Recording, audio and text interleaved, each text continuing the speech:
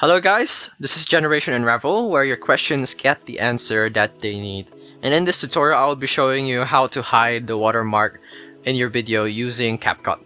So here I am, I'm using CapCut on PC, but don't worry, how it works on the mobile is still the same, although the UI may be a bit different.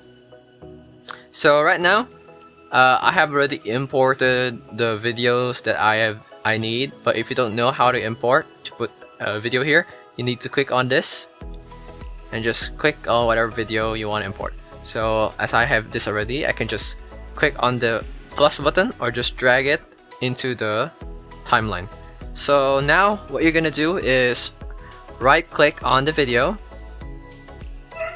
and then right click on the empty space and then move it to the front. Make sure that it's synced with the video below it.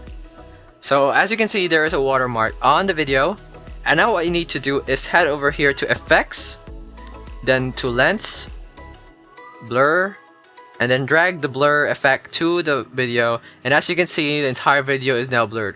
Now what you need to do is click on the video on top and then click on mask, click on rectangle, and just drag the rectangle all over to the part that you want to all to the part of the watermark.